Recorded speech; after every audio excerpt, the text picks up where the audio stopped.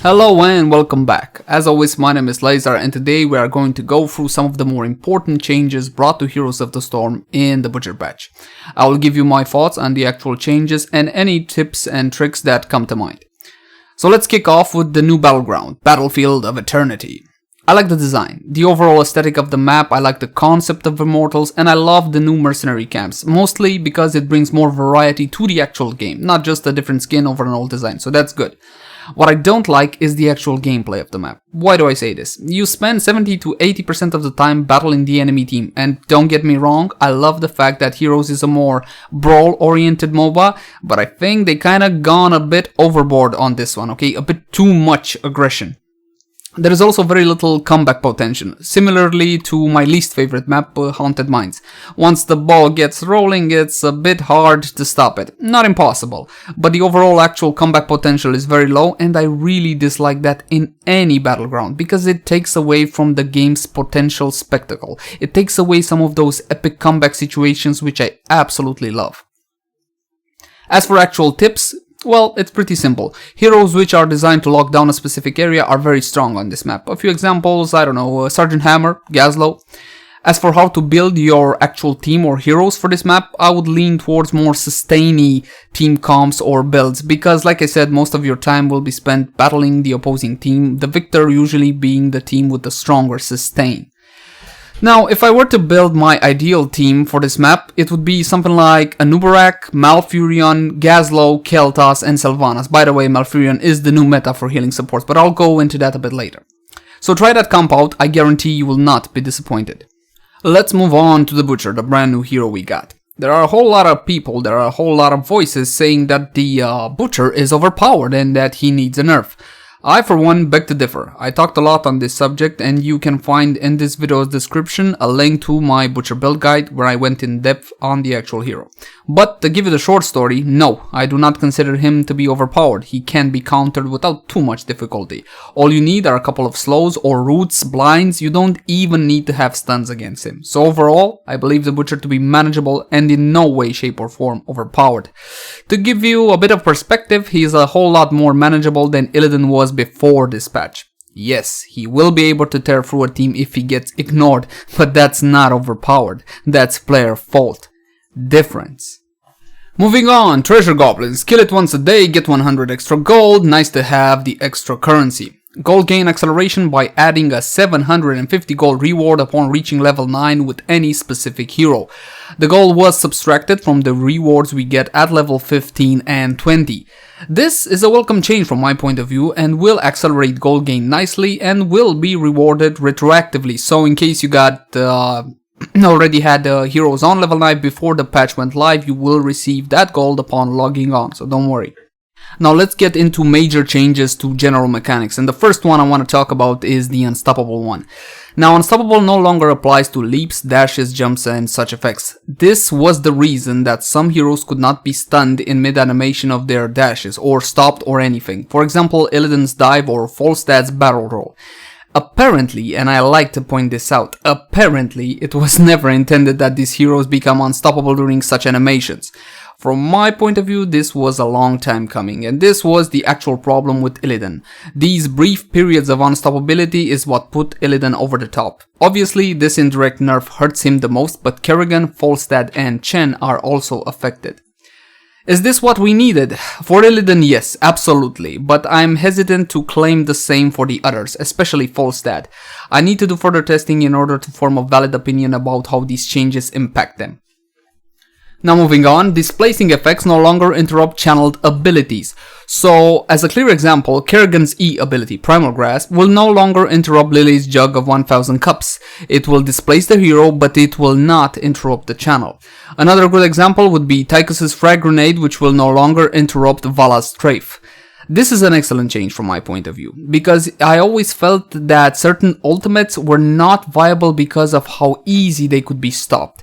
Kale's Pyroblast is another good example.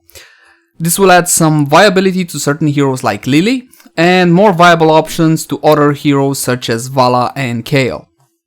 Alright, what do we got next? Spell Shield. Spell Shield is no longer worthless and can be viable against heavy spell damage teams, its duration being increased from 2 seconds to 3 seconds. A very good change considering this was pretty much a dead talent. I mean, come on, who picked Spell Shield before this? Seriously, why would you do such a thing? Protective Shield is now HP percentage based, making it a whole lot more viable than its old flat amount form. I expect to see this talent now show up in builds a lot more, and it's a welcome buff as far as I'm concerned. Why? Well, the old flat amount was rather small, making it somewhat ineffective. Now, if you put this baby on a tank, you can go to town.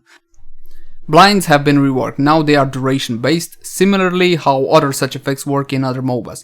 From my point of view, this doesn't affect actual gameplay too much for Heroes of the Storm, but there will be some very happy Novas with this specific change. Cleanse has been added to most supports. Cleanse basically stops all forms of CC, and this will add a bit more importance to the actual support role. This is very important from my point of view, because I would hate for the support class to become the black sheep that most players don't want to play. As you may or may not know, this is the case in other MOBAs. So adding a bit more weight to the support role is absolutely great if you ask me, at least. Globe gathering talents have also been reworked. No more base amount, but a stronger steady amount of stats with each globe picked up. This is a strong buff, both for Conjurer's Pursuit and Regeneration Master. This plays best for Malfurion. This, coupled with his own changes, will propel him as the top healing support, finally dethroning Rhaegar. I do like this buff, and it ties in nicely to the overall changes brought in the Butcher patch. Blood for Blood gets a huge nerf. The damage is reduced by a whopping 33%, it no longer applies a slow, and the actual healing is doubled. Now, if you take a step back and look at all the changes brought in the Butcher patch, you will see that the aim was clearly to have less burst power and more sustain. This, in theory, should lead to longer teamfights, maybe more tactical teamfights. Now, the patch has been out a week, and you might be wondering, well, okay, is this the case? And I'm sorry to say that from what I played so far, not really. But we will see how things play out in the weeks to come. So far, not really. For now, it's not completely clear if that's the case or not, but I don't think so, guys. I really don't. Let's move on to Envenom. Gets nerfed hard. Again, another nerf. The actual damage is the same, but now applies the damage over 10 seconds instead of 5 seconds, which basically means you'll have all the time in the world to reactivate, even have a piece of pie, if you like. So it's no longer the surprise you're dead effect, which I enjoy so much. So I don't like it, okay? I like that surprise, haha, I killed you effect. Well, that's gone now. This makes the talent a lot less useful, and most players have stopped using it. It hurts heroes which needed Envenom in order to be viable, but overall is not that big of a deal. Let's move on to retargetable summons. Oh yes, retargetable summons after death. This should have been implemented from the start, but hey, better late than never, I guess. So in short, Carrie's Ultralisk, Rainer's Banshees, Jaina's Water Elemental, Nazebo's Gargantuan, and Tychus's Laser Drill are retargetable after death. This should add a bit more viability to these heroic abilities, and that's great. Now, we're gonna move on to something that's not so great from my point of view, so I'm gonna go into a bit of a rant here, so tune out if you're not in the mood. A new indicator has been added to the score screen, and that is damage taken for the Warrior class. Initial reactions were positive to this indicator, cause more stats is good, yes? Well, no, not necessarily. I for one fail to see the point of this indicator. Some have taken the strawman argument approach like it's damage taken for the team. Is it now? Okay, prove it. Prove it's damage taken for the team.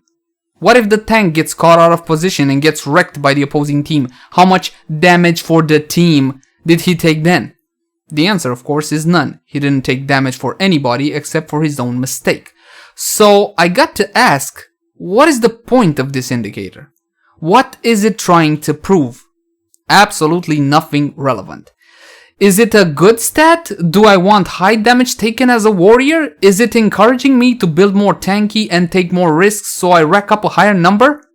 I'm sorry, but that's just borderline idiotic. There is no point to this indicator, and I like the fact that Heroes did not have this compared to other MOBAs, where such an indicator may be or may be more or less legitimate. While I'm on the subject, let's take a look at another couple of indicators, damage done and healing done. The problem with them is that they are not broken down. And what do I exactly mean by broken down? Ideally, you want to see where the damage went, and we can't see that. For example, on our team, there is a Vala. Let's say she does 200,000 damage, okay, 200k, and a Kale with 150k damage. Initially, you would say, Vala much better, yay for Vala. Well, wait a second. Where did that damage go to? Because the Vala can have 70% of her damage on the tank, while the Kale can have 70% of his damage on the enemy assassins. In this case scenario, you could say that Kale did a better job, but I don't know that, and that's the problem. The same with actual healing. Does it count overhealing? Because I honestly don't know. Can overhealing occur in Heroes of the Storm? Does that meter count for actual overhealing? And even so, we should be able to see where the healing went and how much was overhealing if overhealing exists. We need more detailed view on the important stats. Instead, we get pointless indicators which prove nothing and can actually do more harm than good. Earlier in the alpha, there was a section on the score screen which indicated how much of the map objective players got, such as turn in doubloons, okay, or tributes or skulls, okay. There was a tab that showed this.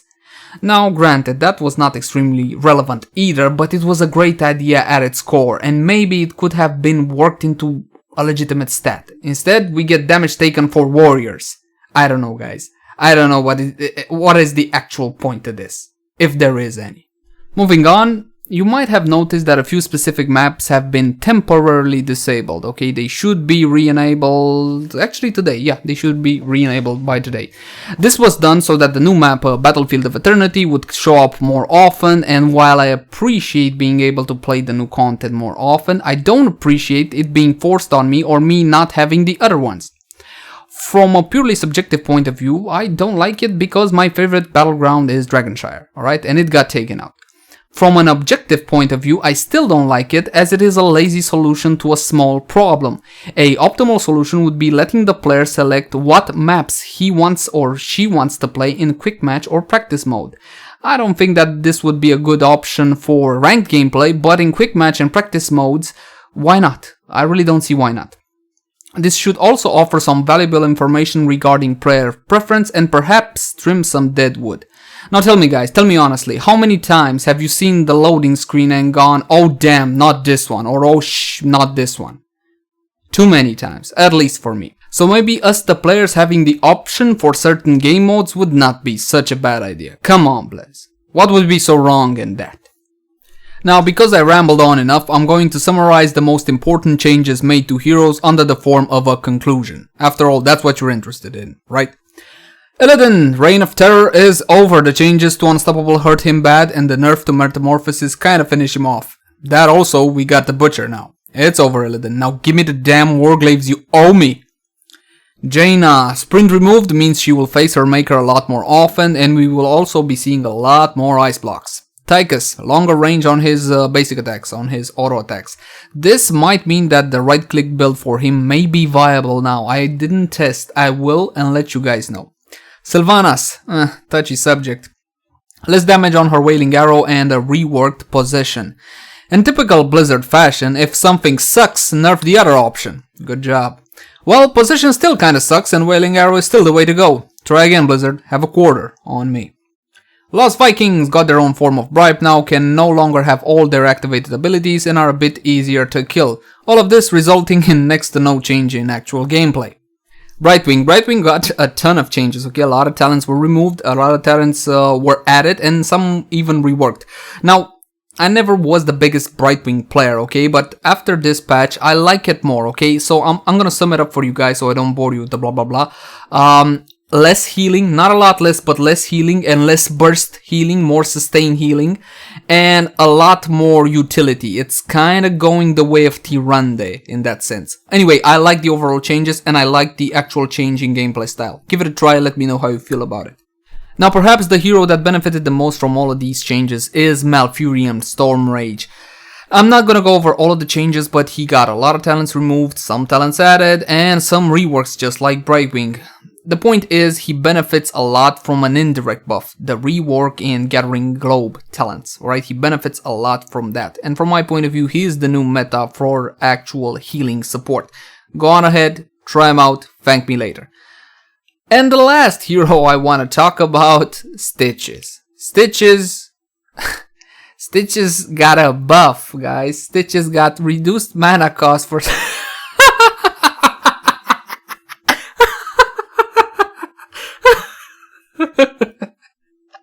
Really, Blaze?